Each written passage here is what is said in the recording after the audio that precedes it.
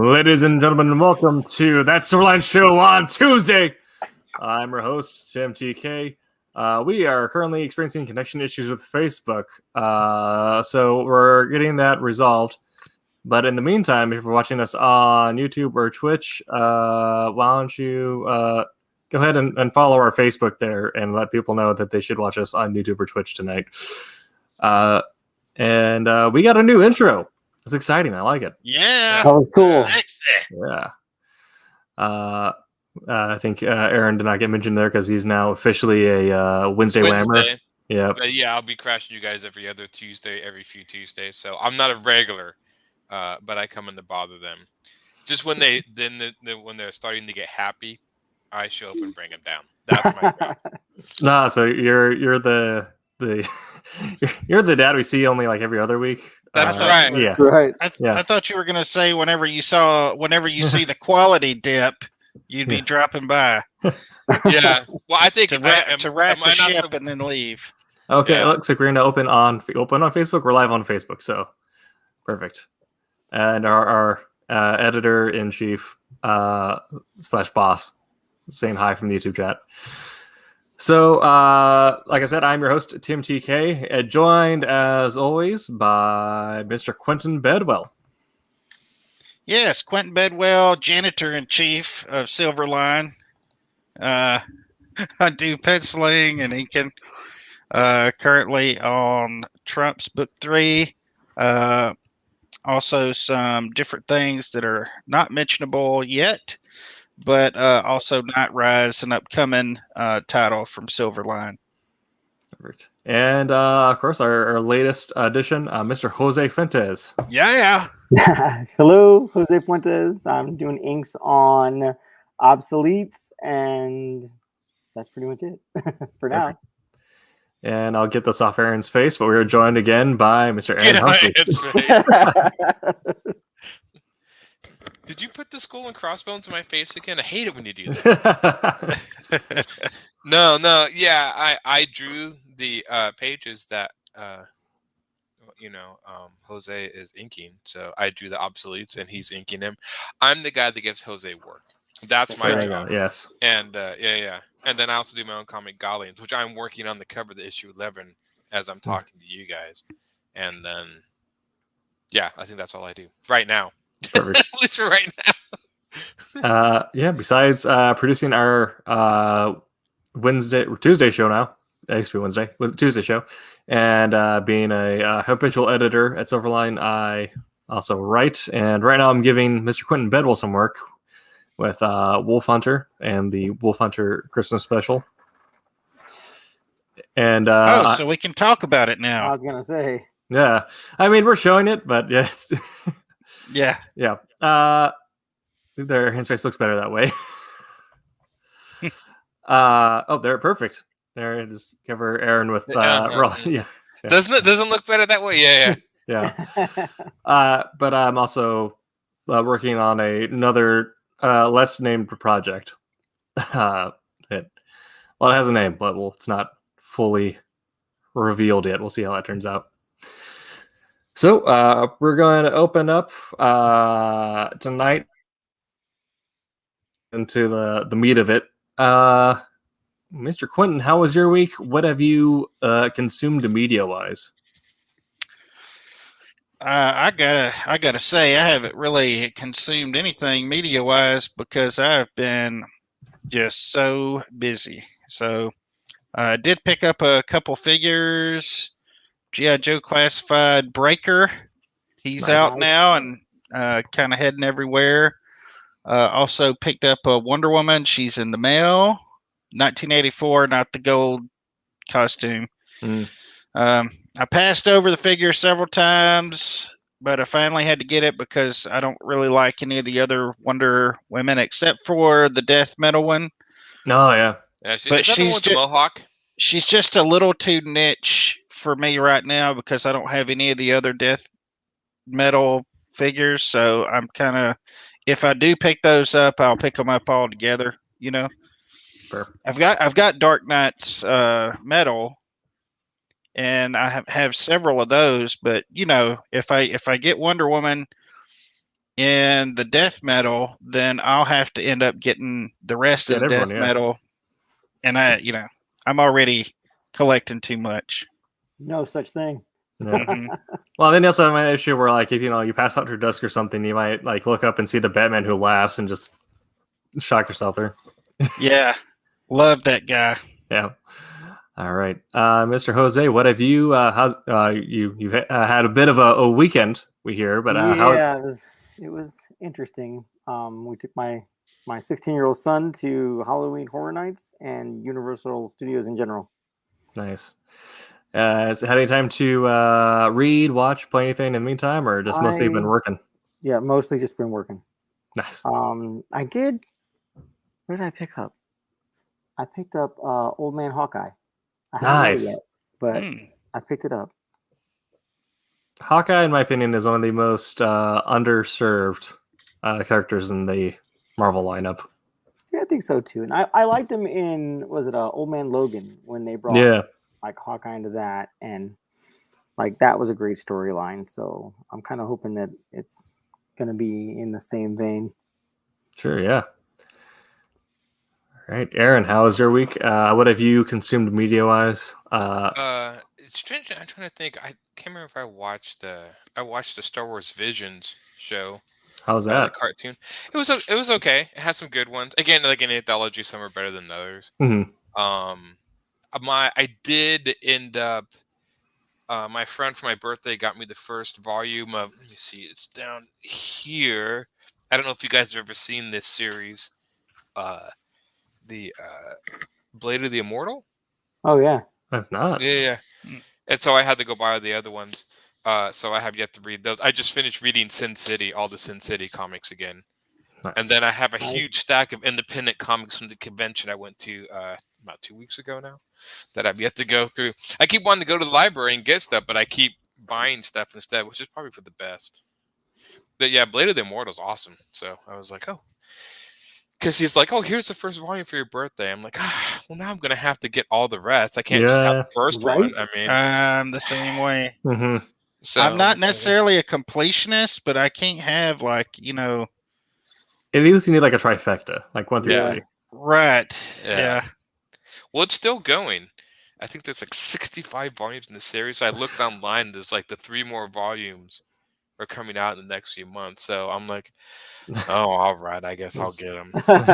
Aaron's $1,000 Amazon card. Right. Yeah, no doubt. Yeah. Like, stop. And I still need to finish. I have like 1 through, I think, 12 of the Judge Dredd omnibuses. And those are under like the 20s or 30s by now. So I'm Mhm. like, at least those are like $24 or whatever. Right. They Blade of the Immortal like 50, but they're such nice books. They've been doing that the few. They also did that with Berserk, and there's another series that are making these huge hardbacks of the manga, and I'm like, that's awesome. But I've read some of Blade of the Immortal. I just remember the artwork being amazing, and it's still amazing. So Sure. very bloody, very fun. Perfect. Yeah, I think I remember what else did I do. Oh, and then I just been, for far as video games, playing anything, I've been playing a game called Outriders. Oh yeah. I've seen a Yeah. bit of that. Yeah. It's pretty fun. It's they have powers in it which make the shooting much more Yeah, fun than it should be. So it's kind of Destiny-like in that it's a looter shooter, but it's Yeah. different setting and different like take on power structure.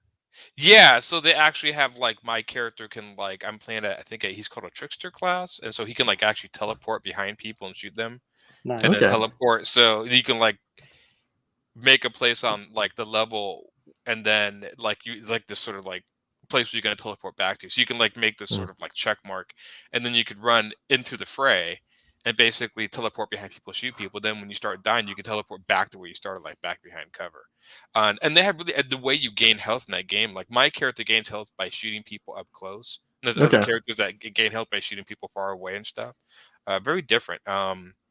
Yeah, it's like, most of the shooters like, oh yeah, shooters, but the powers really kind of make it fun. I mean, that adds a whole different dimension.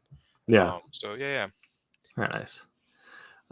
Speaking of looter shooters, I'm just gonna start promoting this now because the idea makes me very happy.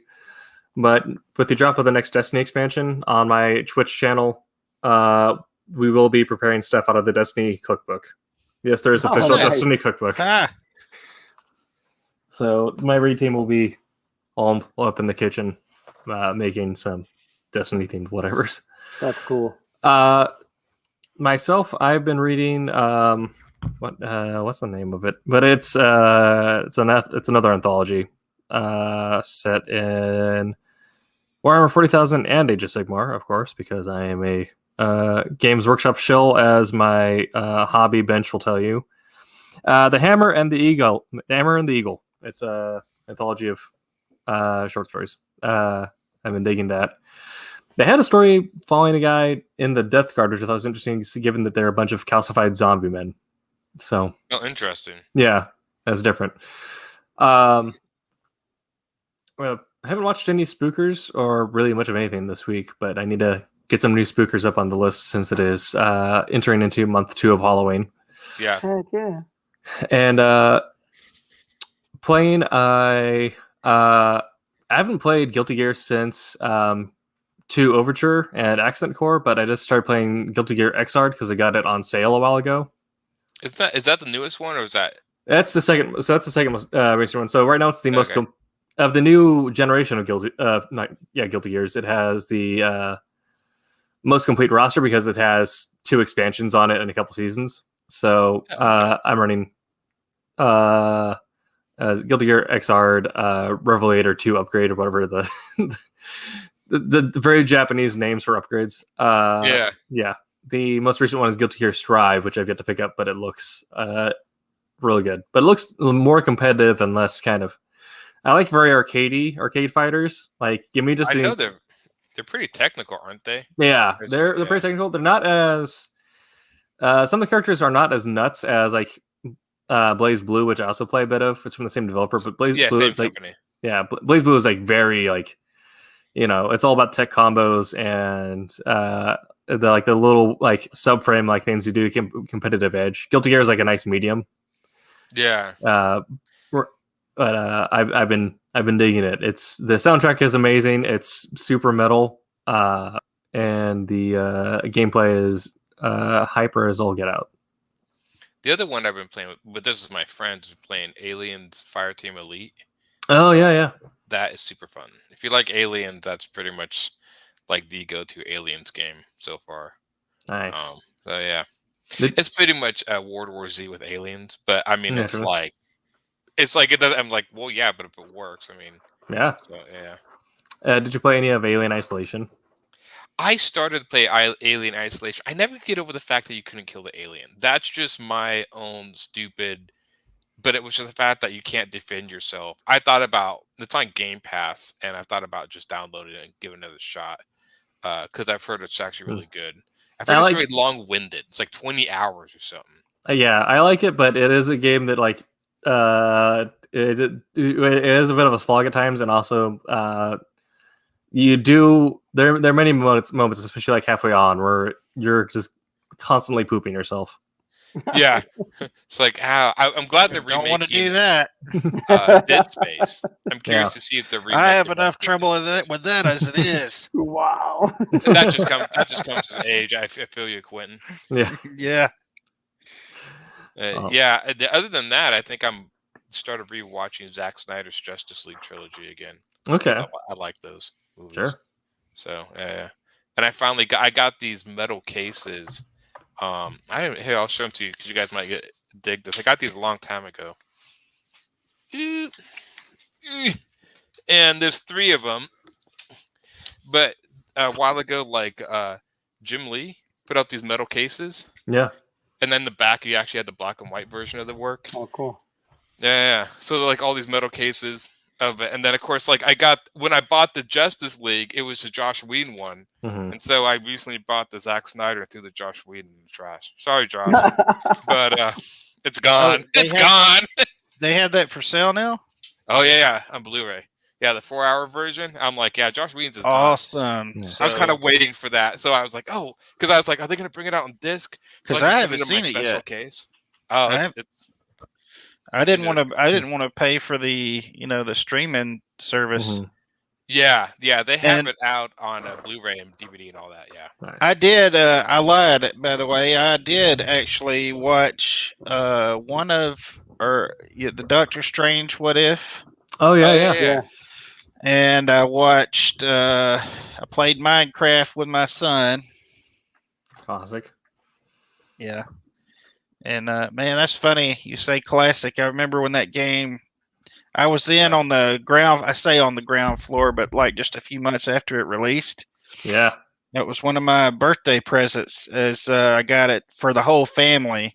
We all had little cheap laptops. Man, that thing chugged so bad, so Oh, crazy yeah. that it was so badly optimized, and it stayed that way for a long time. Yeah. The Java edition. Mhm. But anyway, yeah, I did that. I did. Let's see. There was another What If that I watched though. It was. I haven't watched any of those yet. I need to watch It was those.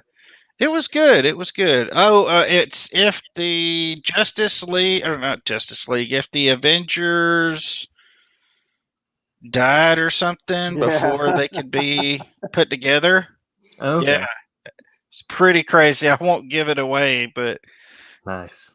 somebody, one person goes through and kills each one of them before they can ever become an Avenger.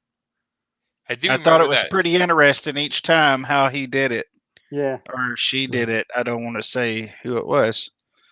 I do appreciate that they decided to make that a TV show after like, because the comic is great. It's very like Marvel knew exactly like who comic readers are, and that like half the talk at shop is this, what if this happened? Yeah. Mhm. Well, And so you I write these actually stories. collected the What If comics from like I think it was like the 90s, like the early 90s. Oh, yeah, yeah. I was collecting them. I think I still have almost all of them in one of my long boxes. Nice. Well, those were Uh, my favorites when Yeah. I was growing up.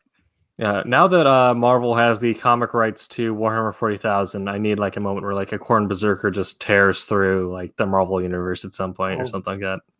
Well, didn't they do a storyline where like Wolverine kills all the X-Men because Mysterio? Yes. Yeah. Mysterio tricks them. There's also Tricks them into attacking the Brotherhood of Evil Mutants, and it turned out Yeah. to be the X-Men. yeah. There's also everyone's favorite Deadpool versus X-Men, and Deadpool kills the Marvel universe. Yeah. Oh yeah. There's also a really fun one they did with the Punisher actually, where essentially Frank realizes that like the reason why there's so many villains is because there's so many heroes. He's like, well, I just gotta eliminate the problem. Eliminate the. Didn't he become like the Ghost Rider or something? in Yes, one he year? did. Yeah. Cosmic Ghost Rider. Yeah. Yep. I take it that's not something you guys sound like yes. Well, to me, it just looked like a way for them to get the guns out of his hands. Yeah. You know? Yeah, I know. Because they hate guns so badly. And, you know, they hate showing anybody with guns, and they love to pick on their gritty characters.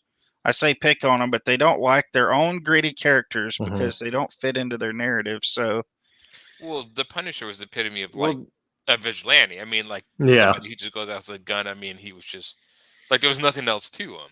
Mhm. He was a they vigilante. took away like what they killed him off like a while back, right before Marvel Knights, and then in Marvel Knights they brought him back as like the spirited, like Yeah. you know, he had like spirit guns that he took people out with. It was really neat. I Yeah. mean, yeah. And there's some definitive moments where the shark might have been jumped. right? Yeah. Let's see. Oh, I did on Comixology Unlimited just pick up Volume 1 of Why the Last Man because I never got around to reading that. But Oh, that's a great series. one of my friends in college really liked it, and I saw that Hulu adapted it, so I figured I'd probably Yeah. read a bit before I start watching it. Yeah, I tried to read it. I'd be curious to know your take. I got through like volume 3 and I couldn't get through it. It just Oh, wasn't my really? speed. Man, I Yeah. breezed through all of them. It was a It great was series. it was just because they kept he never really satisfactorily. I couldn't figure out like everyone like he had all these crazy ladies wanting to kill this guy. We all know what it's about. Yeah. Mhm. But they never answered like, okay, so they're gonna kill this man and then just condemn the human race to extinction. Well, And that They just were- seemed like they would never like.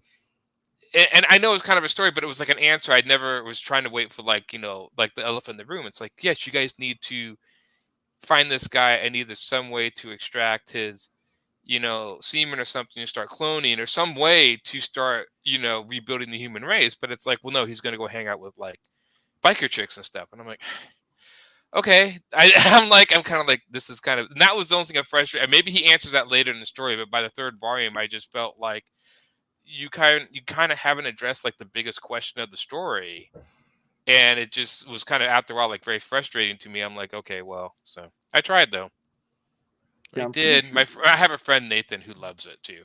Yeah, So I thought it was a good story. I liked the Yeah. art in it. I don't remember who did the artwork, but I liked it. yeah. No, that was only me. Trust me, most of the people I know love it. So I'm an outlier in that. But I'm an outlier in a lot of stories. Like I never really got into Alan Moore, and I never got into Neil Gaiman. I've tried to read their stuff, and it's just not my thing.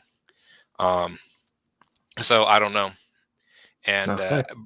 Brian, That K, is was fair. it Brian K. Vaughan? And now it was about 30 minutes. Yeah. Some weird connection issues. Now they're getting about 30 minutes in. I think we should announce tonight's subject. Yes. Our proper vamping has been done. So tonight we're talking about bad habits as they relate to making comics, or in general, if anyone has any tips for kicking smoking. But Bad but yeah, we're talking about bad habits, either things that like we do wrong, or that you generally do incorrect, or perhaps the way you do it is not as optimized or as clean as you'd like to. Or if it's something tangentially related, such as like a practice either bad for your health or just the bad for your career that you picked up in addition to or as part of making comics. Sleep deprivation and caffeine consumption are probably going to be mentioned. Yeah. Yeah. So I'm going to open up the floor here. Just kind of let everyone kind of speak first and see what you have to offer on the subject of bad habits. And everybody's Well, quiet. I know, I'll right? give one of mine, and then we can go around, and then I have some more, and I think maybe we should do it like that because I have multiples. So I'll start with, and I've said this in the past, the Zoom tool. Oh yeah. Oh God, yes. The Especially- Zoom tool, the worst thing ever invented for digital art, the Zoom tool. And also, just for anybody who's anal retentive like I am, and you zoom in and like, this looks horrible. No, I got to spend 10 minutes cleaning up something that no one's going to see anyways. Mm-hmm. Yeah. Yes. So that's mine. I started it off, so I pass. You pass it on. I did see a video. Sorry, I did see a video of a guy when I was trying to delve into speed painting. And one thing that he did, and I still haven't been able to do it, but one of the instructions that he gave was set your canvas to a certain thing and don't change it. Don't touch the zoom tool. Just keep it there. I still haven't been able to do it. That is why I do not speed paint. Man, That makes sense. Yeah, I tend to, when I draw my panels on my comic, I know maybe it's just because it's not a superhero, but everyone always draws these like crazy angles and stuff. I tend to feel like I draw all of my stuff like straight on, like eye level. I don't know, maybe that's not bad, and I feel like, should I push this more or whatever? But by the time I'm drawing, I either forget about it or get caught up in what I'm doing. I'm like, oh, all right, whatever. So yeah, because I look at like Peter's or other stuff, and there's all these cool angles and stuff. I'm like, I never remember to do that. I always forget. Like, I'm always looking at my stuff after the fact, and I'm like, well, I don't want to draw it over again. So That's funny because in class we were always like, dang it, Pete. Yeah. Because he would always draw these crazy angles, and I'm like, should I be doing that? Well, he's really good at making those work. I mean, I try to incorporate them every now and then, and I don't know, I'm doing it wrong because it just doesn't. I see a shot a certain way a lot of times, and once I see it that way, it's really hard to go back. Once I get that vision, that's it. I just assume we don't drink enough coffee. Yeah. Yeah. or live in the UK. Right. Maybe that's what it is. Yes. Yeah. Everything's so condensed over there that you're used to angles. I'm always Yeah. amazed reading like European comics, and then you'll see they'll have like 12 panels per Mhm. page, and every panel has its own background and stuff. And you're like, it's like, how did they do this? It's all like amazing looking and whatever, and I'm just like drawing my little trees and stuff. Like I think I felt like I've gotten simpler in my art style, but I'm like that anytime I see another artist's work. There's the Yeah. initial, man, what am I doing with my life? Yeah, I I mean, need to yeah. pick a different hobby. Yeah. Even Strange Enough, I was even rereading Sin City, was looking at Frank Miller, and I was just like, how does this guy take like art that in all intents and purposes is pretty simple and make it just kind of sing? Right. And like Right. I was just like, okay. Yeah. Which brings me to another habit of mine that I try to stay away from, and I do successfully do it. A lot of times, whenever I am working on a project, I really do try my best to not consume a lot of other books and stuff because I don't Yeah. want it rubbing off on me, because it will. I'll see something super cool, and somehow or the other, over time, if I'm not careful, it'll get into my work because I think it's so neat. And sometimes when I see people's art, I just wow, this is so incredible. Yeah. And that is another thing too, is inferiority complex. I'm sure everybody has that to some extent. Well, I don't, obviously. Right. Except for Aaron. Mhm. But I that gotta is have a something you got to be complex, I careful of. guess. Yeah. But Oh, yeah. usually, by about the third or fourth time I look at something, I'm a little bit, the shock is worn off of the goodness Yeah. that, Yeah. I'm like, well, yeah, he did kind of screw up here and screw up there. And, actually start seeing some stuff that, It's amazing. I was listening to an interview recently with Jeff Darrow, and he again, and like other artists I know, he's like, yeah, I just draw whatever. I don't know. I'm not very confident. I'm just like, dude, you're just like amazing. I mean, like your career and what you've worked on, and he's just like, yeah, I don't know. I just like very downplay. Yeah. And I'm just like, I know a lot of the Japanese are very much that way. Some of my favorite Japanese artists are like, oh, I'm no good. I suck or whatever. And I'm just, well, I if you kind of suck, envy. then what am I doing? Yeah, I kind of envy the people that have the attitude. Ah, man, I just knock it out. I Yeah. don't spend all my time on this and that. I kind of envy people like that because it's kind of hard for me to have that attitude. Yeah.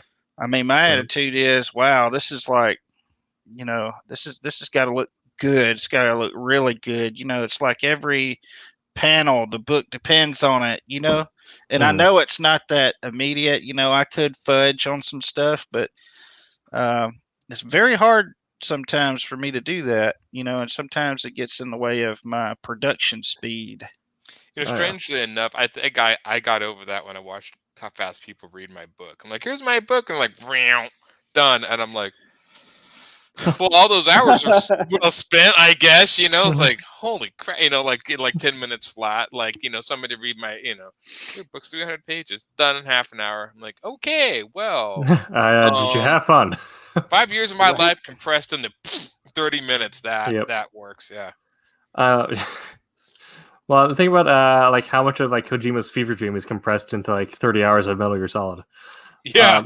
Yeah, but for writing, especially same thing, because you don't want to steal someone's voice essentially, but you do want to have influences constantly going on. Yeah. So, thing that I'm kind of developing is, instead of going straight from like reading and writing the same night, almost like with inks, you have to let it have some cure time to like mellow out and settle. So, even with my own writing, like not going back straight into edits, letting the writing cure overnight, essentially. So, reading and writing are separated, but still like mandatory to be done at the same time. And then writing and editing are improving the separation there, because doing it back to back is a great way to hate yourself. Yeah, it was funny. You're talking about picking up people's voices. I had a boss that used to work within a studio that would do that. He would always come back, and I was working on a comic book for him at the time, and I remember he's like, "Oh, I saw Prometheus," and I'm like, "Oh, yeah, I actually like it. Yeah, we gotta make everything in the comic like Prometheus." I'm like, "No," and but, I couldn't say that, and so and like then he'd go back and see something new. Now we got to do this, and I'm like, "Dude, you're gonna be at this book forever. You gotta like choose and stick with it. Like, do it on the next project." And yeah, I've seen many people who go out. I pretty much have. I've always been. Don't let. I usually kind of have a vision, so I don't let too many things influence me. But stuff will influence me when I draw pictures, just like single pictures of stuff, and I'll Yeah. see stuff. But for my stories, I'm pretty much no. I don't. It doesn't really influence me that much. But God knows, I've known some people that it can, because you get excited and stuff, and then I always try to find have like the things like find things that are like objectively good in taste for something like that. So like writing Wolf Hunter, I read a lot of like Jean Le Carre, kind of like the classical spy writer. Yeah. And tried to stay away from things. Also read a little bit of Altered Carbon, but stay away from your typical like sword and sorcery fantasy fare, because at no point am I going to have someone start spouting out these and thous. Yeah. Yeah. Actually, one of the characters is very Shakespearean, but that's intentional. But managing influences, definitely not, taking in everything at once and like coming back to point and be like, we need to put an Ouroboros in the middle of everything. I'm trying to think. I do put some stuff in from other comics that I like almost like homages to stuff. But I'm trying to think if I have anything. I will say I think the thing that influenced my Goblins the most, at least when I was writing it, would probably be Neon Genesis Evangelion. That show really influenced me a lot as far as like the tone I wanted to finally tell. But it was funny. It's almost not even the writing style. It was just more of like the stuff I wanted to talk about. It was almost like, oh, this guy's talking about all this crazy stuff. And I'm like, oh, I can talk about that. Almost like it was like a permission thing. Because you don't see too many shows that deal with like depression like head on. And so when this guy like dealt with it head on, you're like, wow, in a cartoon, I'm like, then I started thinking like, well, could I talk about philosophy and stuff that I like in my comics? Because you always think that's like, well, that stuff shouldn't be in comics. And I'm like, you know what? I'm going to. Because I mean, Evangelion was weird. I mean, it was almost kind of a revelation that somebody would just tackle these things in a cartoon. And I'm like, oh, that's fascinating. So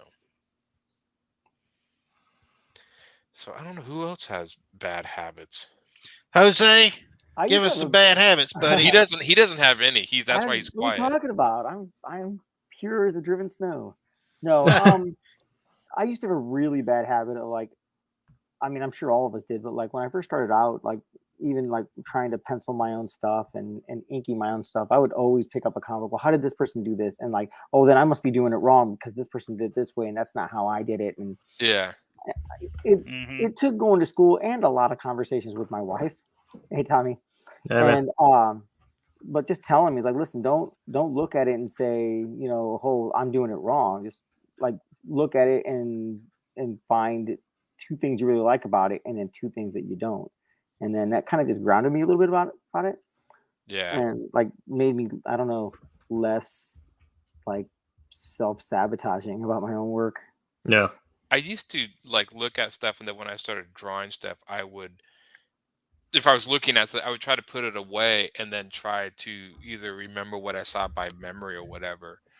So it wouldn't influence me. That way it'd be kind of like my own interpretation plus whatever I saw kind of mixed together.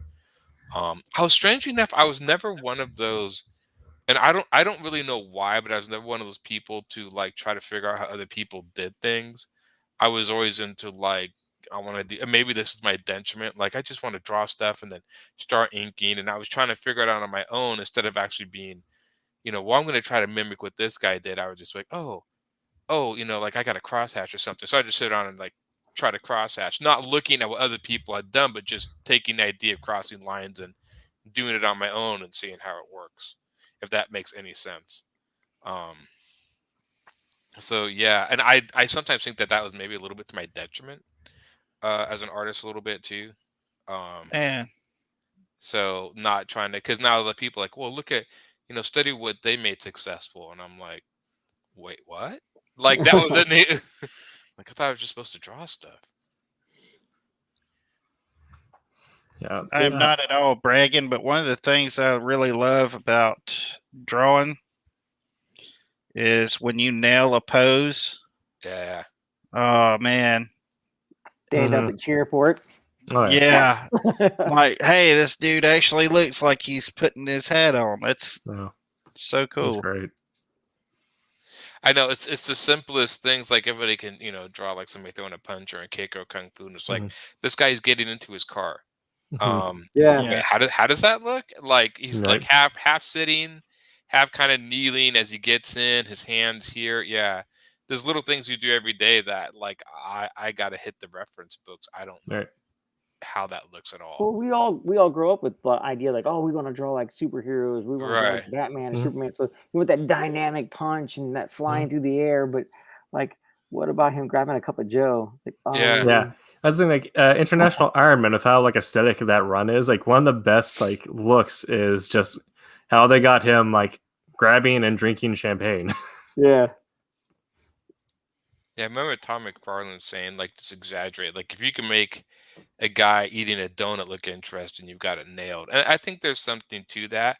I think there's also when you go a little too far. I remember one that sometimes I feel that like he's like, well, this guy's having a conversation, but I made it interesting by drawing the reflection of his face in this tea kettle as he's talking. And I'm like, well, that doesn't really add anything to the conversation and it's kind of distracting. So I understand what he's going for, but that's like, well, I mean, just because the conversation may be kind of like boring, you don't have to do these like crazy, like, okay, we're looking through a window as he's driving down a car, but it's like 10 feet away and you see him through like tree branches or what, and it's like, wait, what? But I remember him saying that. I actually I think it was one of the Spider-Man issues when he did the Spider-Man series that he did that panel. And it was kind of a cool concept, but it was like, I was like, I don't know. And now I sometimes wonder, when I draw comics, like I'm like, well, if I want them to focus on the conversation, because there's one part I just did where I really want them to focus on the conversation. I'm like, then I'm not going to do anything too extravagant in the art because I want them to kind of forget the art's there and focus on what's being said. Right. So.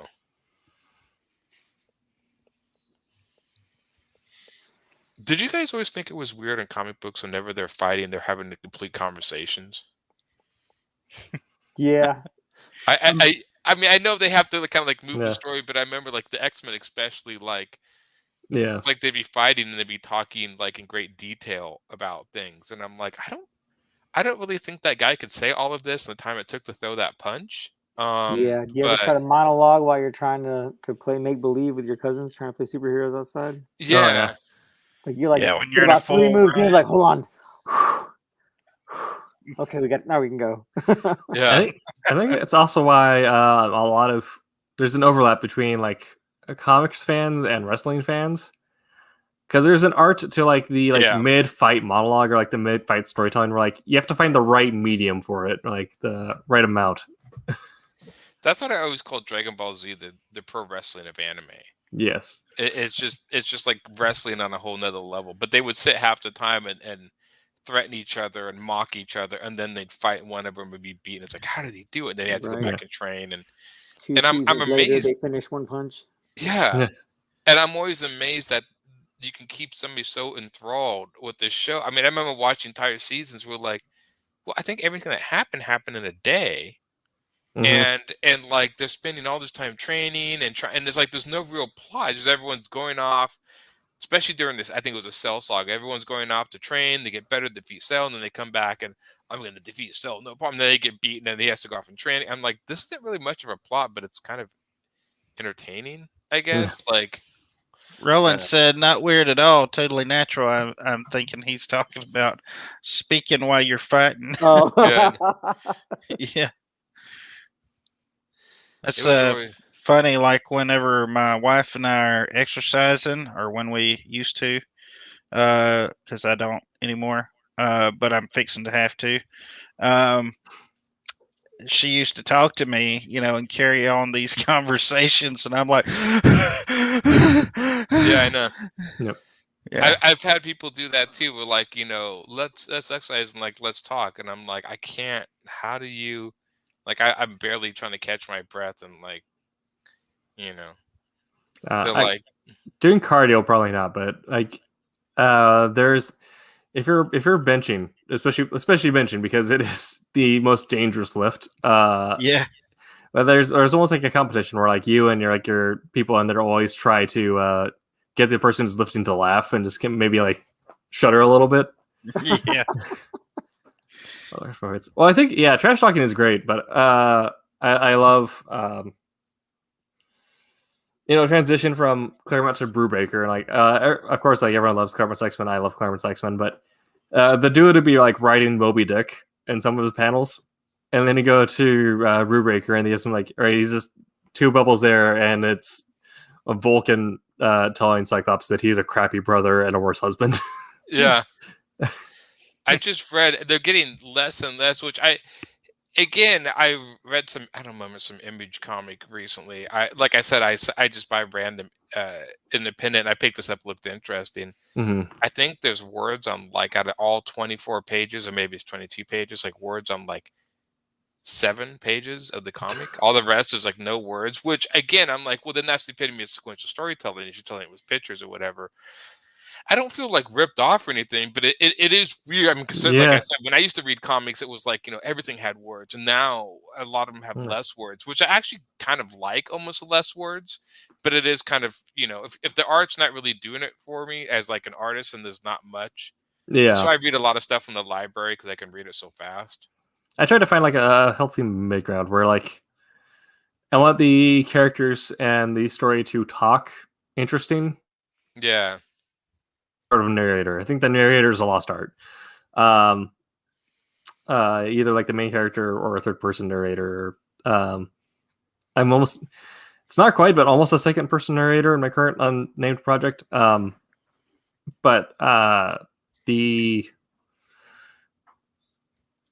if it's too empty, then you're going through something too fast because if the art's not there, then you're just not ingesting it at all. But if you can get lost in the art or get lost in the words, or like ideally a combination of both, where the words don't cover 95% of the page or the panel, but that they like work in tandem. What I thought was really interesting was at some point in X-Men, Banshee lost his voice. It's very recently. And they did an all silent issue for that ended with Banshee then screaming again. But I thought that was really, and they did it as a supersized issue too, which I thought was interesting. Supersized issue? Yeah, where they do. Banshee becomes, didn't he have a daughter that had the same power? Iron. Yeah. Iron, yeah. Yeah, I thought Teresa. I think her name was Teresa. I think it was the Black Canary. Yeah. But the way they did that, the art and the way like it's clear that like the artist and the editor were working together, like a director and a cinematographer were working. Is very well done storytelling only through the art. To the point where like it still took me like a good while to read through that just because there was so much to take in just with art and no words. And that sometimes can actually I've had some with the art where you're taking it and it's actually like it takes. There was a comic I got with this, I don't remember what it's called. This lady had some sort of like dimensional portal or something on her thigh. There was no words in the comic, and it was kind of a fantasy comic, and the art was really well done, and there was no words in it. And I remember looking at that and kind of interpreting it, but it did take me a while to read it. I think it's strangely enough because you have to interpret it sometimes. Yeah, you're trying to like figure out like, am I interpreting this right? And I think with a lot of like there was no such thing as like right or wrong interpretation. I think per se, it was more just what you made of it. I think also what kind of made that what I was reading so impactful is at the very like end of it, they have Banshee Scream because he just had like 35 pages of like nothing, like the one moment that actually get like essentially audio put into the panel. Yeah. It makes it that much more impactful. It's like the same thing as like they so I think about how they wanted to invert the ideal silent panel effect, where like if you have one silent panel in an issue of like 5 pages or 5 panels on like 21 pages or 22 pages with something in there, and there's one silent panel that's gonna like if it's done well, that's going to like hit differently. Yeah. Which then also brings me to another bad habit that I don't think I have, but a lot of people in my class had, and that also was a lot of like younger writers might have, is either the getting so caught up in like artistic intent where you end up doing like 15 silent panels where you overblow the effect. You don't actually allow it, like give it time to sink in. I've been practicing pauses and conversations in comics, but I only used it like I think twice in the whole book. Felt like with somebody was talking, then you would just see them kind of sit there and stare, and then you start talking again. The idea like somebody's taking in what you're saying or pause before they speak. Yeah. Using that, I think pauses, like even in music and stuff, could be used to great effect. I think they could be used in comics. It's just again like so many people they take certain effects and they overdo it. Like, oh boy, like lens flare was a classic one of the Photoshop days. Like everything was lens flared, right? Mm-hmm. Thank you, J.J. Abrams. Yeah, the pouches in comics. There you go, the pouches in comics. Oh yeah. It became like a running joke, and they never revealed what they kept in those pouches. Batman, they finally added pouches, which always kind of made sense because I remember the original Bat belt was just a belt, and like he would like reach around his cape and pull something out, and I'm like, is it like between the belt and his skin? Like where is he keeping this? Like they would never which I thought was kind of interesting. Wasn't that the original Michael Keaton movie where like there was a scene like he was getting his like hook thing and it like slid around his belt to the front? Wasn't there something like that? Like it would like he slid it from behind his back and it slid on his belt, then he popped. I thought, okay, that's kind of interesting. That it's on there, it's just like behind his cape or whatever. But they do this in video games. Like how many times will somebody in a video game pick something up and like put it behind their back and it just disappears into like whatever? Yeah. I remember playing Skyrim. You'd be there talking to somebody, and they just kind of pull a piece of bread out. Yeah, you're like what? In the pocket bread. Where did you pull that bread from? They even did this in this comic I was reading, the one with no words, where this lady had her hands up like she was under arrest, all surrounded by guards, and then like 2 panels later, they show her like smacking somebody with a crowbar, and I'm literally like backtracking through the pages, going like, when did she get a crowbar?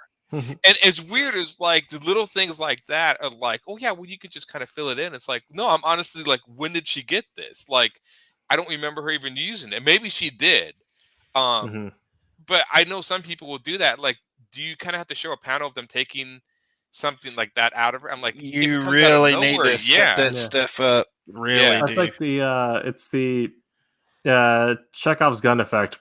It also works in reverse, where if a gun is shown in chapter 1, then by chapter 3 it must be shot. Well, if a gun has been shot in chapter 3, it needs to be shown in chapter 1. I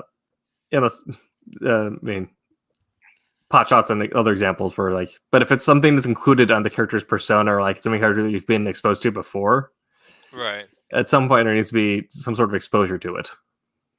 Yeah. Yeah, you got to set some stuff up. You just gotta. And when it's poorly done, it's really confusing to somebody who's just tuning in or something. And I'm just trying to figure out, like, wait, what? And that confused me. And like I said, most of the time in comics, I'm pretty like, oh, okay, I can kind of infer this or that. But that really, I was like, I don't know where she got. And it shouldn't even be a big deal, but technically, I guess it really shouldn't be a big deal, but it kind of was. I was like, wait, where did she get this? Something that just popped up in one of my other communities in terms of like setting things up, or perhaps taking things too for granted. In Lord of the Rings, how did the Uruk-hai know what a menu was? Yeah, what what was I don't remember that scene. Like, So that's when Yeah. Looks like Flesh is back on the menu, boys. Yeah. oh so, yeah, okay. That's it, Ugluk and yeah. Marhur kill some of the orcs that they're traveling with, and they say, "It looks like meat's back on the menu, boys." Oh, that's right. And then if you watch the Lord of the Rings extended edition in Twin Towers, Gimli and Legolas have their killing competition, of course. Right. And there's one where Gimli is sitting on top of an Uruk, and they're comparing counts. The Uruk twitches, so Legolas shoots him, and he's like, "I got one more." And Gimli's like, "No, he's already dead. My axe is embedded in his nervous system. He's twitching." And like, wait, how does he know what a central nervous system is? Yeah. Like, I don't think they have modern medicine yet. Like, not in that scale. Yeah, that's that, because I've been seeing that meme around. Like, how do they know what a menu is? And I'm like, huh, yeah. How would they know what? Because like, I get if like you know maybe like a Hobbit or human because they have restaurants like they like Right. Prancing Pony and everything like that, but. Do the ones just hang out there? You think everyone like that? Does like do they have like restaurants in Isengard or Mordor? Yeah, you know they do. They got McDonald's at Disney, so there you go. Just saying. Little Hobbit nuggets they're eating That's there. right. Yeah. Hobbit meal. Yeah, there you go. It's a Happy Meal to Hobbit meal. Can I get a Hobbit meal to go? I'm like, I guess what would be the prize would be like a pint of ale. So I'm like, I'd like a little prize inside, like a Hobbit. Some prize. of the Little Shire green leaf. thing. Shire leaf. Yeah, there Shire you go. leaves. I never could tell. So the leaf, did they ever say any of that stuff like got them high? I have no idea. I don't know if it was just smoking tobacco, if there was supposed to be some effect on that. I think the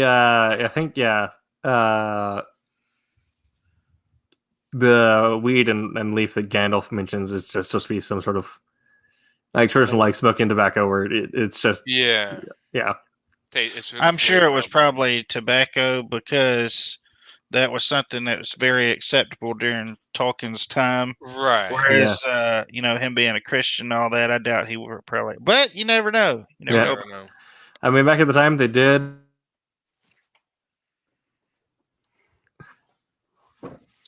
So, oh yeah, I mean, heroin at one time was really big in places, but they didn't really see it as a drug. It was like cough medicine. So I mean, but at that time, though, I don't really know if marijuana was a thing. I haven't really researched it.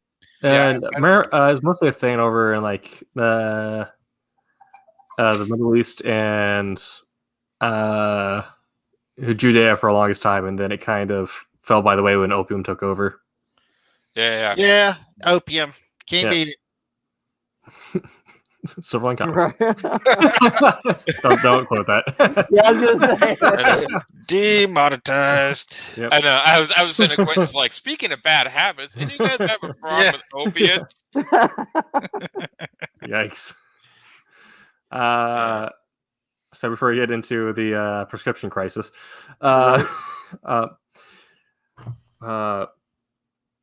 modernization or like contextualization, it's a weird thing because you need to have some things in context when you're writing, like for like the modern reader, because otherwise it won't make sense. But if you do things too far away, then it's reading like worse than Clockwork Orange. Yeah. There's even stuff in science fiction, like, and I know this is a limitation of film, but like I remember they never did say, like in Star Wars, if the humans in that universe came from Earth, and if they did, actually, yeah, and they probably did. The funny thing is, I remember when they put African Americans and Asian people in Star Wars, and I'm like, well, how would these people form? I mean, how would they form those races?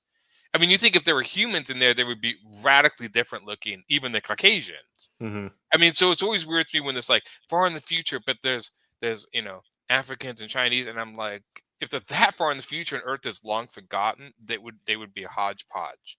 Right. And I know Well, the limitations, like we can't just make up humans but it was always one thing that was never really addressed. Were the humans in there actually from Earth? With those, the galaxy, as it is referred to, because they have no actual name for so it. they have referred to this. Okay. Yes, it's it's an isolated system that has been removed from most of the rest of the universe by a race known as the Builders. Essentially, they were star gods. They created the universe, and then like, well, we want to have something where people are more connected to us. So they created the separate galaxy and put it beyond what is known as the unknown regions, which is kind of like the barrier of dead space between our own galaxy and what would be this. And they planted several gene seeds kind of to like help facilitate certain things being grown up. One was the Endless Empire.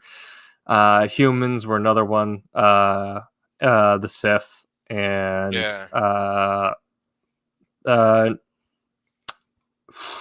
Kit Fisto's race and another, the Quarians, were put together. Because kind of like the main big ones, because those are like really big force sensitive ones. We haven't got anything yet for Yoda's race really, but we're assuming that they're actually more tied in with them. Yeah. And so the builders and the Wills died and became sort of the essence of the Force at that time. And then everyone else kind of grew up. But because humans are scattered to so many different planets at the same time, they all developed differently. So there are like humans in more arid or desert planets where they probably form looking more traditionally African or Middle Eastern. There are more like, that's how I would think. Because I always thought it was weird when like Rey was dropped off on that planet. But I was always be like eventually, especially Luke growing up on that planet, wouldn't he looked more dark skinned? I mean, at least, just tan. Yeah, more of a rugged, And this is the same thing about like even Wonder Woman. She grew up on this island where it's like sunny every day, and they always make her stark white. And I'm like, I don't think she should look like kind of like olive skinned Grecian.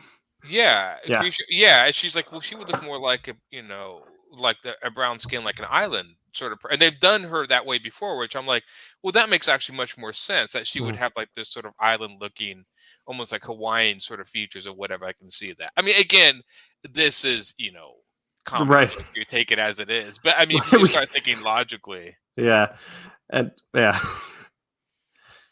don't know if it's like a bad habit or just kind of nature. Like, I almost feel like it's just culturally, like every culture just kind of like always kind of implants themselves more into a storytelling. I mean, like, how many Japanese stories or anime take place in Germany with an all Japanese cast? I know that was what was when they did live action versions. Because I remember when they made Ghost in the Shell, Scarlett Johansson got a lot of flack for taking over their role, and I'm like, okay, I can. But then I'm like, but then you see the live action version of Attack on Titan, and it's like, yeah, but they're all Japanese and takes place in like a medieval German village. Like, wait, what? So I'm just like, and again, it's like, and I could just see the Japanese are like, well, yeah, but this is for Japanese people, and it would be a hell of a hard time trying to hire a bunch of German people to do this. So I mean, it's like you take the least common denominator. I was like, okay, that makes sense. Yeah. But I always thought that was weird when it was like, because I watched a live action version of that, and I'm like, yeah, these are medieval guys, but I mean, whatever, just go with it. It's anime and comics. But that stuff never really bothered me. I mean, people always ask me, I'm like, well, why do you use Scarlett Johansson? I'm like, because she draws a box office tickets. Right. Yeah. I don't know. I mean, that's all I got to say. I mean, this same thing they pick Harrison Ford or whatever. Sometimes it's just kind of, the way it functions or whatever. I know she got a lot of flack for that movie. Yeah. I actually didn't mind the movie. I thought the movie was decent. I thought it was decent, but I think the most thing is because she's playing like a traditionally Japanese character or person. Right. I've never seen it. But I mean, as opposed to like, the Great Wall where Matt Damon was playing an American in China. Right. Yeah. Tom Cruise, European? I forgot about it. Yeah, I mean, like, or John Wayne playing Genghis Khan. Yeah. Yeah.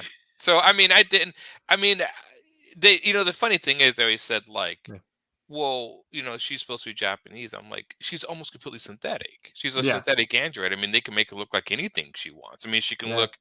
Well, I mean, she doesn't have to look like. I mean, they can make her look like Scarlett Johansson, Yeah. and give her a Japanese name because she's completely built from the ground up. And so I'm like, that actually, because I just kind of take it that when you start making androids and stuff, It's kind of like you can kind of do whatever you want. you can do whatever you want. So you can actually go, so they look a little Asian and maybe look a Mm. little American or a little African American, a little more. I mean, you can mix Mm. things up because you're literally making it artificially. Yeah. Yeah.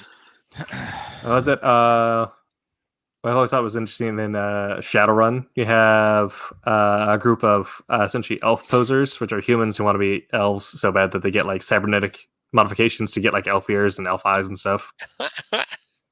I like that. Yeah. Now, I know the Shadowrun, the role playing game's still around, isn't it? Are they still making new stuff for it, or is it like? I don't This is think the most so. recent edition. When was Okay, that? so they are still making stuff. Yeah. Okay, yeah. Yeah. remember always liked Shadowrun the, back in the day, and I remember Sega had a Shadowrun game as well, Yes. Yeah. and I played both the role playing version and the game. I love the game. Really interesting. I read somewhere, and I think it might be the Switch or the PlayStation, that they're doing a Shadowrun game collection of games. That's cool. I Like, mean, I yeah. don't know if it's the old ones. I wonder if that's the Sega Genesis one, because I remember that in there, and of course I didn't know what it was at the time, so I didn't play it. Mhm. I always liked the idea of the Street Samurai. That was probably my favorite character Yeah. class in that, because it was such a cool idea. But yeah, it was, because I remember the one thing I did find really weird when I started playing Shadowrun, and as you start figuring out, like, well, this is Dungeons and Dragons in the future.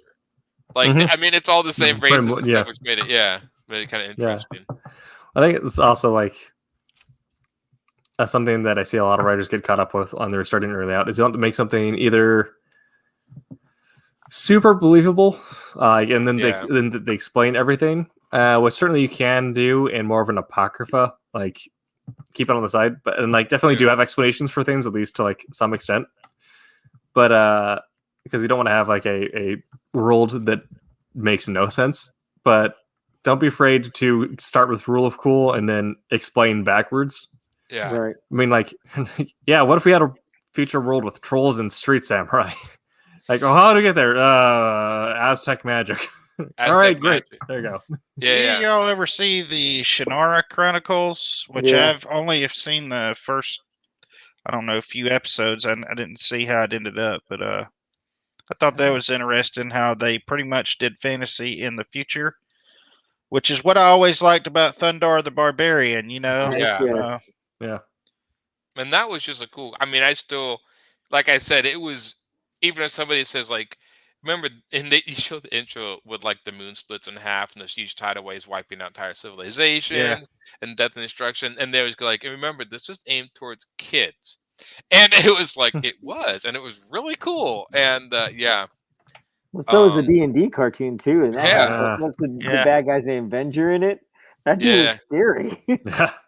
Yeah, voiced by who is it? Peter Mayhew? No, is it Peter Mayhew? The one that does Optimus Prime? Yeah. Speaking of the D&D, they you can find this online.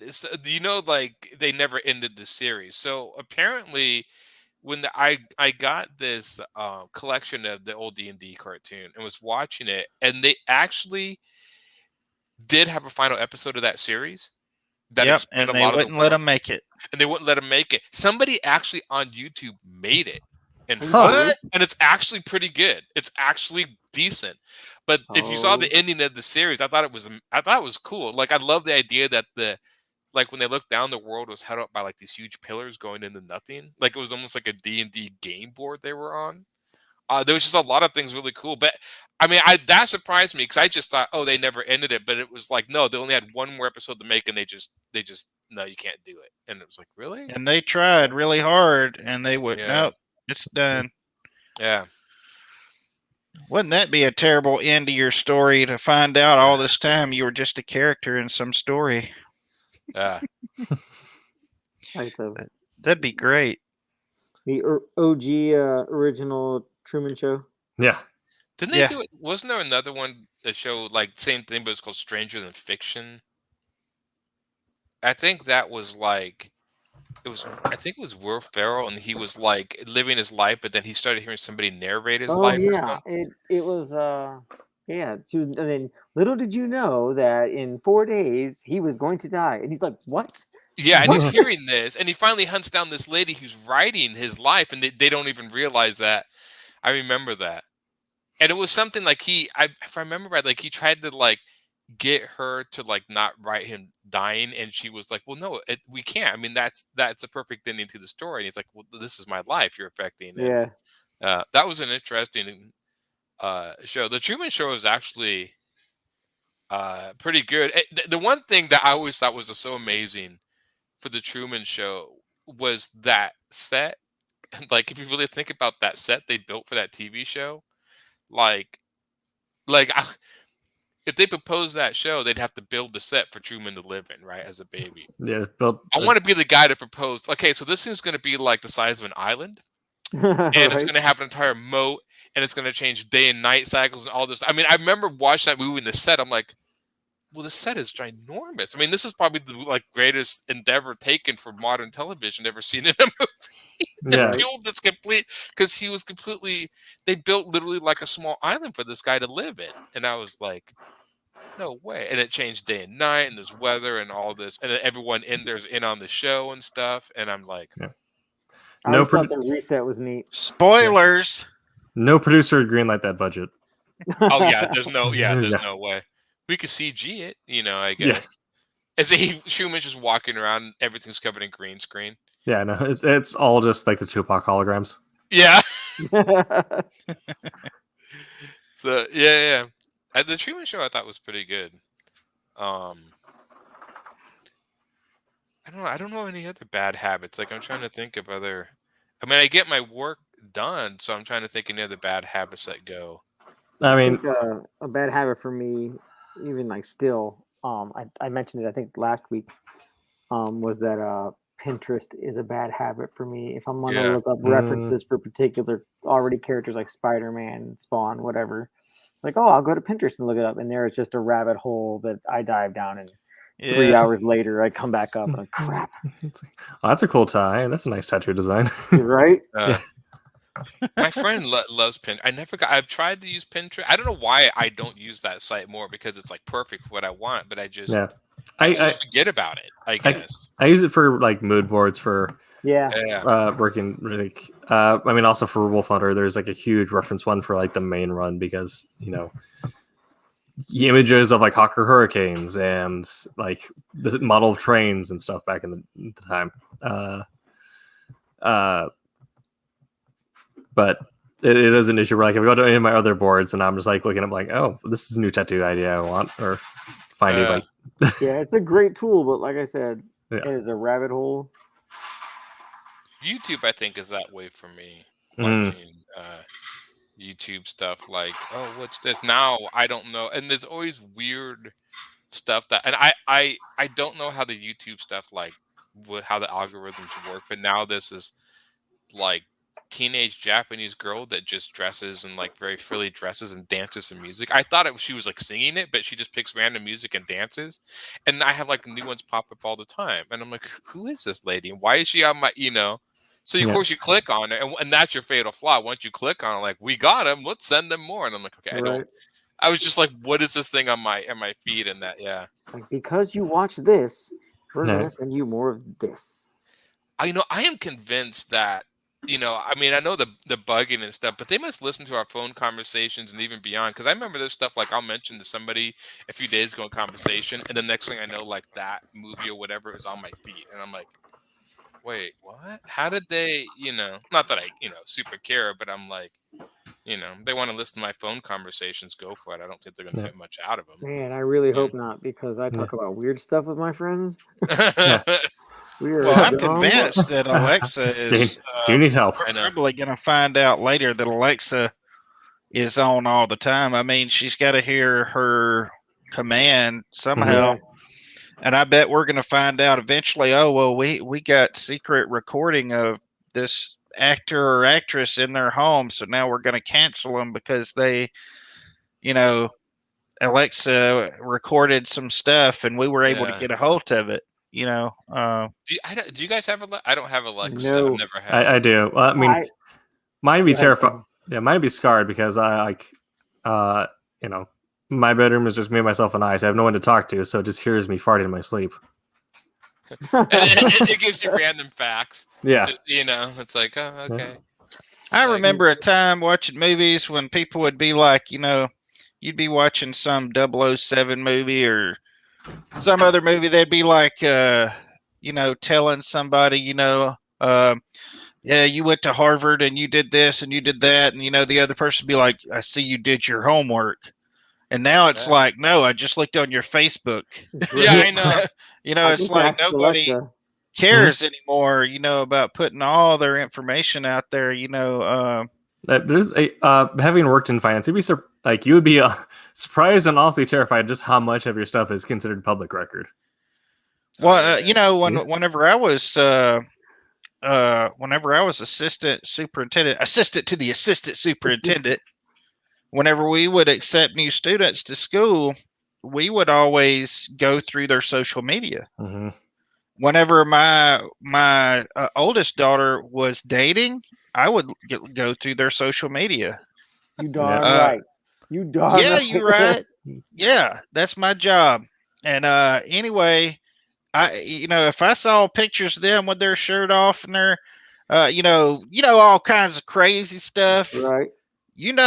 nah, you ain't talking to this guy, But yeah, social media, and don't think you can't get fired. You better be watching what you put on there. I could just see him I going feel like, look. it's super weird. Like I'm friends with like people from like my company's HR on Facebook, but I don't post anything. Like it's just memes. Yeah. Yeah. Yeah. I don't really. And the funny thing is I can just see Quentin, like, guys like, I have my shirt off. Yeah, but I was at church. Doesn't matter. Yeah. I was being baptized. I know. I was being baptized. No, doesn't matter. I was going swimming. Mixed bathing, huh? No. I think the only thing I ever post on my Facebook is my art. I don't really post much of anything of me. I don't know. I just yeah. My own bad habit for like any sort of creator now is just like the lack of social media presence, because that's where you get like all of your traction pretty much. But like mine is I have no brand identity now. Like my Instagram would go between like boxing to painting to skateboarding. Yeah. So occasionally I could just trim a bio, just general dude bro. I write sometimes.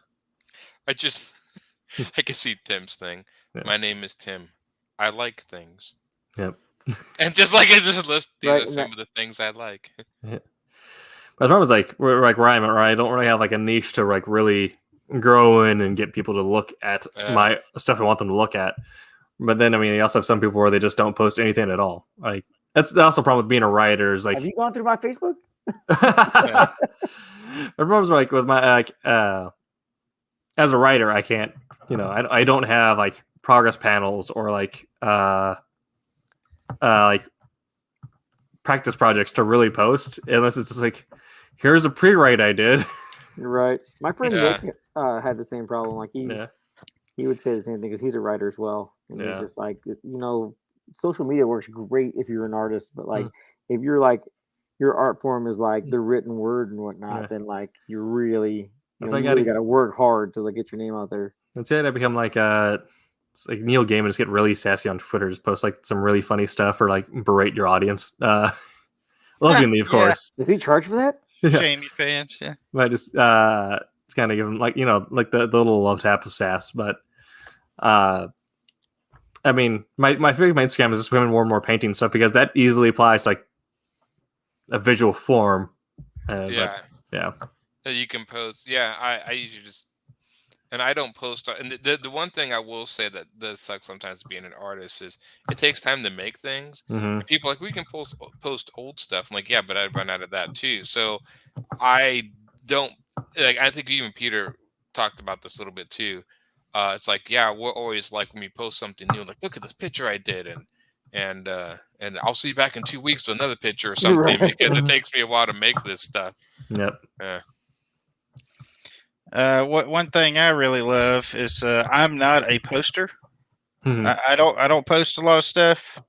I don't mind forget a posting lot. artwork from time to time, but most of the time now I have stuff that cannot be posted Right. except for in the Mhm. Silverline group. But I don't post, like, hey, I'm going to this restaurant, and yada yada yada. Yeah. Or, hey, it's my anniversary. Hey, it's my birthday, and then I go to work, or somebody will call me, or somebody will message me, hey, congratulations. And I'm like, what do you? What are you And it's talking because about? my wife Mhm. posts every time, every time we go somewhere. I mean, if the government wanted to track us, my wife, she posts it all. Hey, we're at Outback. We're Yeah. eating. All this stuff. We're going on a trip, everybody. No, actually, she doesn't do that because we talked about that. You don't need to be telling people we're not home. See, Yeah. I'll post Yeah. stuff like that, like anniversary stuff and whatnot. But that's mostly Yeah, and I'll do birthdays, but that because just because that's I'm the only way I talk to my mom is like usually through Facebook. Yeah. And Yeah. my mom lives up north with my brother, and I mean not together, but they both live up north, and that's the only way, really, like the easiest way to like let them know how we're doing. They're like, oh hey, look, we took the kids out Mhm. for their birthday, and we did this. Like, but usually it's a special occasion. It's not like, hey, it's Tuesday, I'm eating shrimp. You know what I mean? Right. yeah. We do have some, depending on like the quality of food. I do like the cringeworthy food post if it's like super friggin' like. I think I told Aaron about this, but there is a hobby store up in Portland area called Mox. And like, so up front, it's like your traditional hobby store, like D&D books, board games, Warhammer stuff. They have a bunch of gaming tables. And then you go into the back, and it is like a Michelin star restaurant. That is Yeah. amazing. So like you go there, like, all right, great, like $30 dinner, $13 shot of rum, Wow. at a place where also we're buying like overpriced plastic miniatures. I thought the price would come down a little bit in the poor plastic miniatures. Yeah, well, I mean they have, especially like coming back from metal, and then now most things are being 3D printed now. But I mean, and GW is still like doing like 800% markup. Still, though, if you count it up, if you just do the math, if you spend $4 or $5 for a miniature, 10 miniatures, Mhm. 10 times 5, that's $50. Which I know that it's not as much as it used to be, but that's still, Yeah, it can really get expensive. Even That cuts being into your more comic cheap. book money. yeah, Yeah. yeah. Like, man, I got money. I got money for other stuff. I don't need to be buying these. Yeah. That's you gotta do the slow build. You buy a box, you paint a box. A month later, you buy a box, you paint a box, and then you Yeah. get to 2,000 points, and you're done. You stop. That's probably why I couldn't like get into doing drugs when I was younger, because that No. cut into comic book money. Yeah. That's like the go-to for our group is get your kids into magic. Don't have any money for drugs. No That's right. kidding, man. Yeah. Ugh. Yeah, Magic because is it got to, for me, when I was playing, I just stopped even buying packs anymore. I would just start going single card. Yeah, it's I much mean, more cost effective. Yeah, it is. Because, Yeah. I mean, you buy $100 box, actually 120 or whatever. And whereas in the old days, we didn't know. But, I mean, now that you're going to get, what is it? One mythic, you're going to get, you're going to get a rare in every pack, but you're going to get, Yeah. you have a chance out of that set to get certain cards. And you know how many uncommons you're going to get, how many rares you're going to get. Yeah. Man, when Magic first started, though, you didn't know what you were going to get. Like, they would have kind of a system, but every now and then there would be land in there where the rare card was supposed to be. That's when they were putting the land in the booster packs. Right. That was crazy. Well, now that they share like printing facilities with like Pokemon and Yu-Gi-Oh, you occasionally get Japanese package cards, and Really, those things are like that's a crapshoot. that is crazy. So they're basically like just like Pokemon cards written in Japanese. Yeah. Well, no, it's actually it's Magic cards, but they're just printed and packaged in Japan. So like But they have the wording in Japanese, don't they? some of them do. Some of them will. Where you can get, like you'll get like a specialty like where it's like it's a manga style art with Japanese writing on it. Those are only available in the Japanese packs if you find one. But with the Japanese pack, they're packaged backwards. So instead of rare at the back, commons up front, it's rare at the front, token in the back. And like some of the print, like some of the order on like the sheet might be different. So, like some of them might be like they may not be perfectly printed like cards from the sheet. They may have like different effects in them, which if you collect Magic cards, the effects make them worth more. Because you can get one where like half the frame is missing or whatever. It's super weird, and like the order, like the ratios in them are also not the same as if they're made in Seattle, where like you might get, if you buy a box that was packaged in Japan, you might get 10 or more mythics. But at that point, it's still, you're not getting enough to actually build a deck, so you're going to be buying another box after that, so that's already like $100-$300 in. How much are a pack of Magic cards? Are they still $3.95 or did they go up? They're at $4.95 now. $4.95. $7.95 if you get a collector's, or $12.95 depending.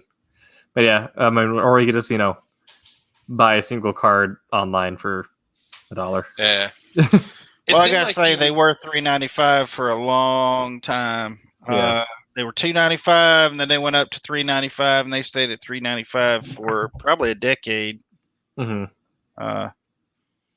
So. Yeah, I never got into Magic. Good. I don't know. Good. Yeah, I had friends who loved it and would get all the cards and stuff. Yeah, I had friends that hated playing with me because every time they would drop a card down, I'd have to grab it and read it. Yeah. Every single time. Yep. Like, this game is taking forever. Like, well, thankfully, I am not in it right now, so I'm staying away. I got out a few years ago, and I have stayed out, thankfully, because, man, I just go nuts for that game whenever I do get into it.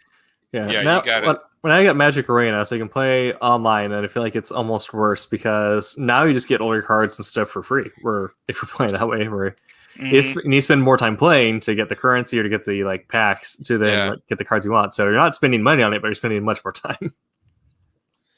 But you can spend money. Oh, you can. Yeah. Yeah, I never did. You got to pick. I mean, it's funny because unlike you, like even comics, like you got to pick what you're going to collect because some people get in a collection and it's not even the money. It's just you run out of room. Pretty soon my room's just covered in this crap. I'm like, what am I going to do with it all? You buy 5 bookcases, and then also you get a couple like ammo crates. Or or you pull the Roland and you get the underground bunker armory. Right. Yeah. The thing that I have a friend who collects toys, so I just go look at his toys. Yeah. So this is good because we're staying on task because we're talking about bad habits. Yes. Yeah. I am currently getting all my stuff out and putting it in shelves, and I'm just gonna pan this around.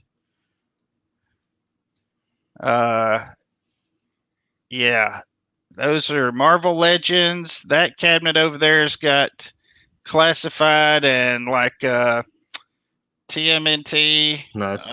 Anyway, over here is more Legends, more Legends, more Legends, more Legends, and my wife asked me about 2 weeks ago she was just looking at all of them. She's not the least bit interested in any of it, and she's like, you ever wonder if maybe you have a problem? I was like, I've not wondered it. I know it. Yeah.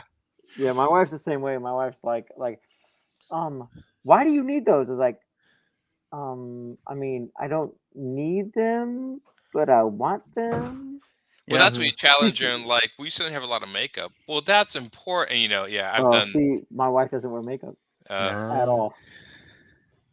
She is good about the whole thing, though. She is very good. I'm not saying that she is, because she's probably going to watch this and I'll get in trouble. Right. You have to make sure you throw that in there. Yeah, no, she is very, very cool with it. She knows at least on that part. I don't say that her stuff's stupid, and she has made a point not to say that my stuff is, even though everybody really is into different things. I mean, honestly, like my brother, he collects guns. He loves guns. My dad was the same way. He loved guns, and that was their thing. They would go to gun shows just like we go to cons, and they would talk to people and deal with them and try to get better prices, and it's all the same, and it's so funny to hear each of the groups talk about each other. That's why it's so interesting to me to be tied to so many different groups of people, because they talk about, the gun and hunting people think we're all geeks and nerds, like in a negative way. And we all, there's a lot of people in our camp that think, they're just a bunch of, gun people, Yeah. Oh yeah. I just think it's funny that all the people made fun of me. You're a nerd. You collect comic books or whatever. Like, yeah, now you spend all the money on the stupid Marvel movies. That's right. So, Right. But the thing is just everybody is into their own stuff, and I enjoy what I do, and and if somebody is doing something that they like to do, I'm very happy for them. I don't, I think it's funny. I actually think it's funny, and I don't take offense when people say disparaging stuff about it. I think I don't pity them even. I just kind of, you'll get it eventually, Yeah. It's funny too, because I've seen movies where they try to portray. Every time they portrayed like nerds or whatever, they always had to have tons of figures. Like that movie 40-Year-Old Virgin was on, and like his house is covered in action figures, and there's all the figures are like the $1 Million Man and all these, like, yeah, these are just not even the figures people collect. Like, and like Hollywood gets it so wrong that it's hilarious. I'm like, yeah, he's got these boxes or whatever. I'm like, yeah, this isn't even the stuff people are collecting anymore. There's no Marvels, it's like this really like kitschy sort of toys or whatever that, like, yeah, that's crap. No one buys that crap. So I always find it weird, like they were showing like the toys that he was collecting in the movie, and I'm like, yeah, they don't even that's not what they really kind of do. Yeah, the only thing that like really the only form of media that gets gaming right is put together by like actual whatever. Like if you ever watch The Guild, that's like the one show that got like people play MMOs right, because it's just a bunch of people just like doing a raid or whatever, talking about normal life stuff, and then they yell something absurd, or they just like damage. Yeah, or like what was the blonde-headed woman? She had the kids always in the background. Oh yeah. That was like, oh my goodness, that is so true. Yeah, I always think it's hilarious when a lot of times in movies they'll show video games or whatever, and then I had like there was an old Jackie Chan movie. I'm just an example. There's been other movies. They show him play some handheld, right? There was no cartridge in this like Game Gear. It was like a Sega Game Gear, and all the sounds coming from it were like Atari sounds. It's like and maybe it was copyright. They couldn't do it. And then you always watch people play video games. If you watch movies try to play video games with a controller, and it looks like they're having spasms with the controller instead of actually using it, like they're hitting the buttons and moving with the controller. I was like, yeah, no one does that. I'm amazed. It's like it's like, no, they're not. So can you get a stunt double for handheld video games? I think you can. A thumb model. That's right. Same thing every time they show like an artist like in high school in movies, like he's a burgeoning artist, and they show his art, and he's like some master that looks like he's been practicing through college, and everything's like shaded perfect, the proportions are right. I'm like, no way. That's just like, I see that all the time. where it's just like, yeah, his art, and he's like, it's a master artist, and Right. he's only like, but I'm only 18 and just out of high school. I'm like, yeah, okay, whatever. And everyone's angry and emotional, but like, no, he's depressed and hungover. He's Yeah, yeah. yeah. Well, It's like I've always felt a little bit different just because I do this. I've always liked comics and pop Yeah. culture and movies, and I like to go out and set up targets and shoot. And that was kind of like set up your action figures and shoot them. yeah, I think that's $100. yeah. Wing! Look at his Yeah, head no fly lie. off. And some of these figures, you buy them. If you don't buy them when they're in the store, and you know Yeah. this is, I mean, there is nothing like collecting action figures because people are nuts, dude. They will they get crazy, and think if you it's- don't get them when they're in the store, you're gonna pay. Like you are going to pay, especially if it's certain figures that just go up suddenly.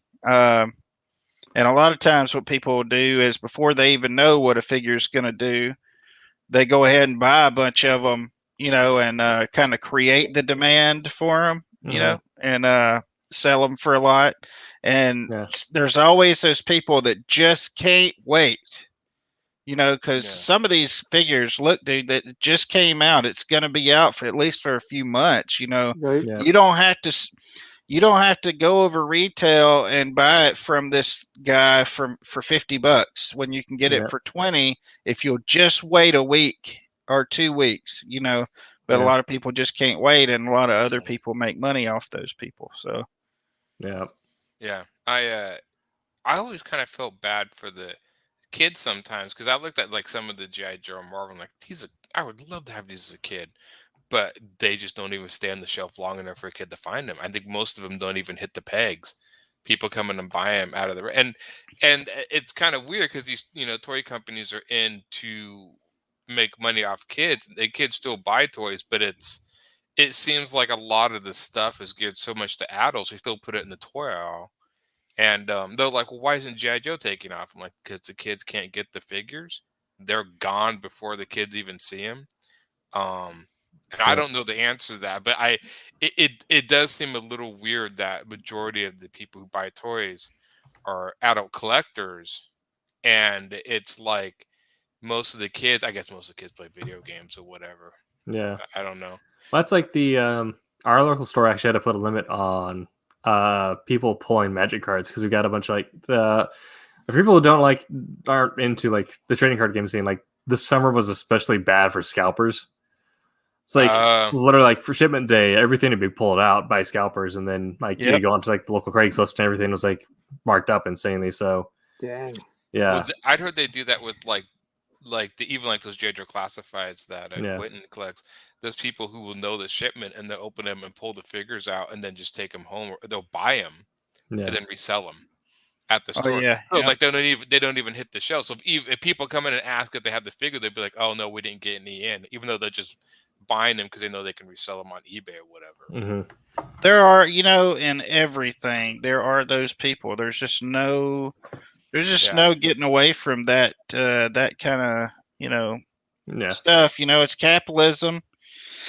So I mean, but I mean, it does get pretty crazy sometimes. I really hate it. Whenever I see something, I try to leave some for other collectors, but on your point though, there's a lot of stuff that these toy companies, they don't admit it. They try to say, well, this is for kids.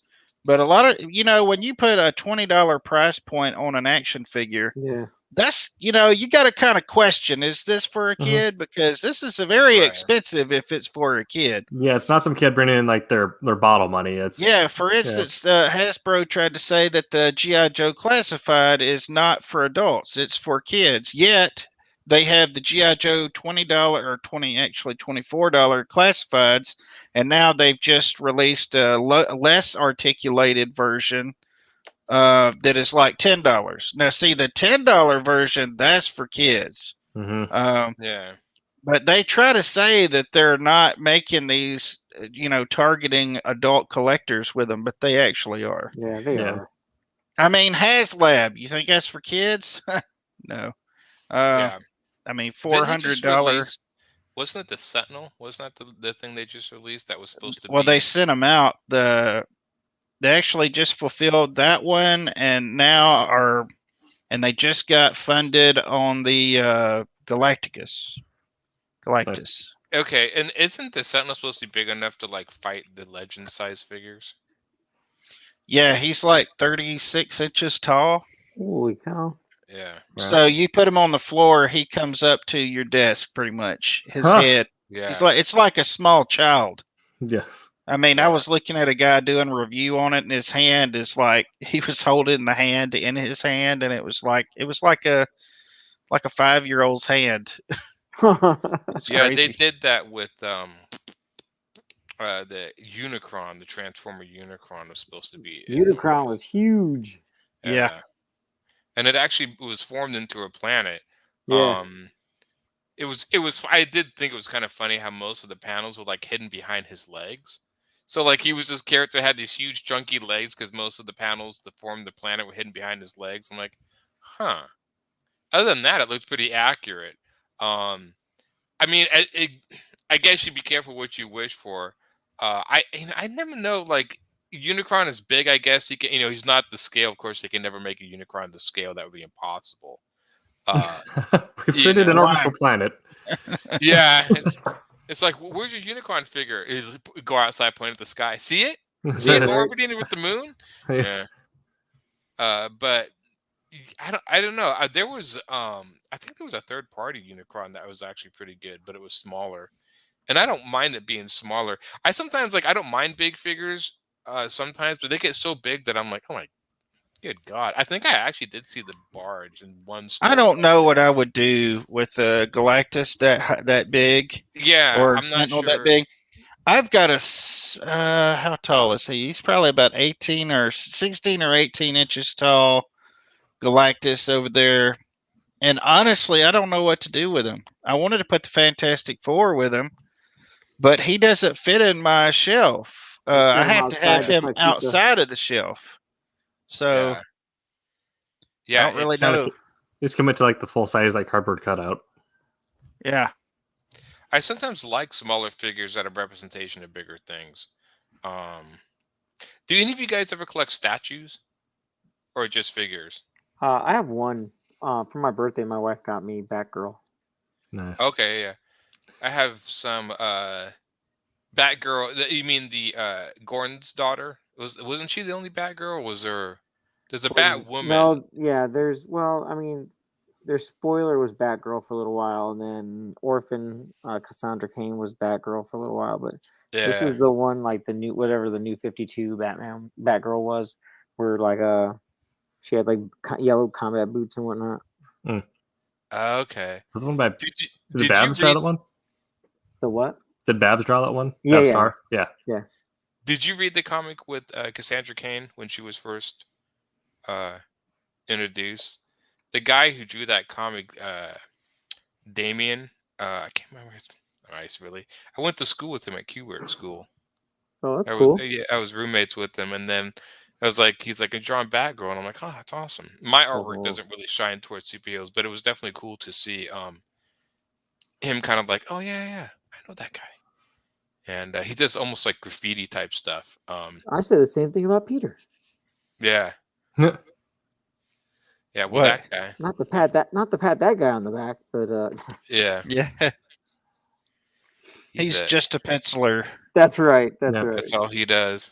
Penciler who drinks way too much coffee. Yeah. Yeah, you said he was kind of on another level with his coffee consumption.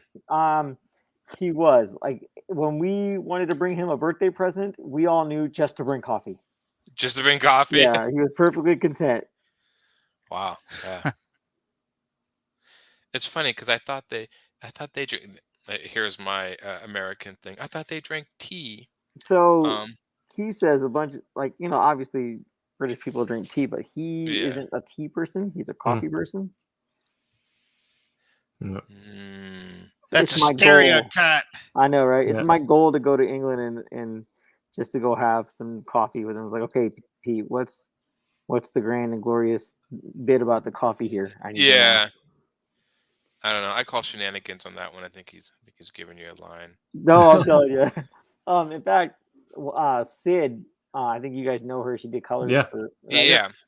Sid brought him some coffee from Chile, and he was all about it. It was really good coffee.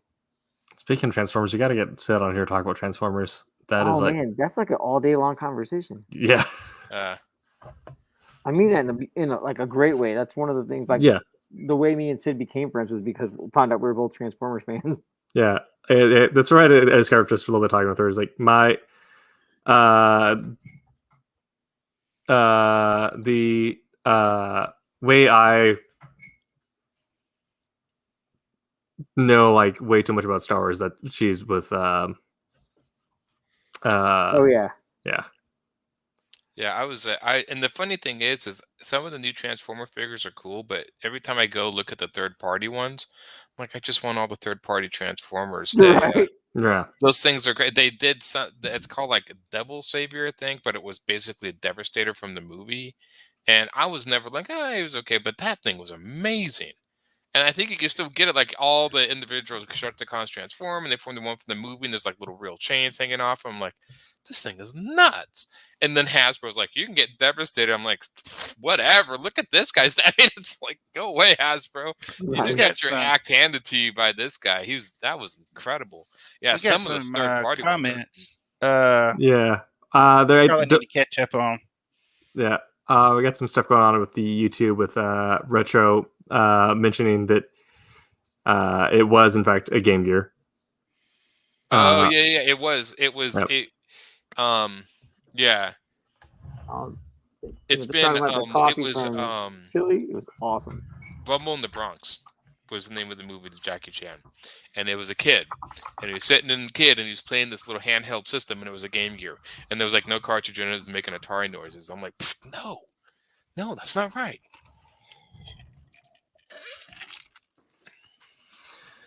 All right, so we have been talking about bad habits when it comes to being comics professionals for about an hour 45. Yeah, coming up on that time again. So we're going to kind of open up here for last thoughts. If anyone has any meantime or just was anything to take homes to hit before we I probably don't need to let out any more of my bad habits. From here on out, it's bad stuff, bad stuff. I mean, I've been coming on talking to you guys, so that's a bad habit. Probably. Yeah. I mean, for you or for us for letting you in? It's probably you guys letting you in. Who hired Aaron? I don't think I was hired. I think I'm the kind of you just showed up. I just showed up and just hanging out on your couch. Yeah. You know. There's one day he showed up in the group in the email chain. Just showed up. Yeah. Yep. Hi guys. What do you do? Oh, I draw something. That's all a lie. It's all just lies. Alrighty. Well, just want to thank everyone again for joining us for that Silverline show on Tuesday. We have been your host for the night. And again, you can follow Silverline social media all around there. For all of your indie comic goodness, we also talk about making the sausage on all of our stuff, as well as on the blog. And we have our social medias there. If you want to follow the Tuesday crew, we do stuff on our own social medias. Oh, right on. I mostly, these people post art. I mostly post memes and art and painting related stuff. You should see some of the stuff he posts. That's art. I can't even talk about what he posts. Tim, it's offensive. Oh my, yes. All right. Well, we're going to again thank you all for joining us, and remember to join us next week for that Silverline show on Tuesday. And until then, make mine Silverline. Make mine Silverline, baby.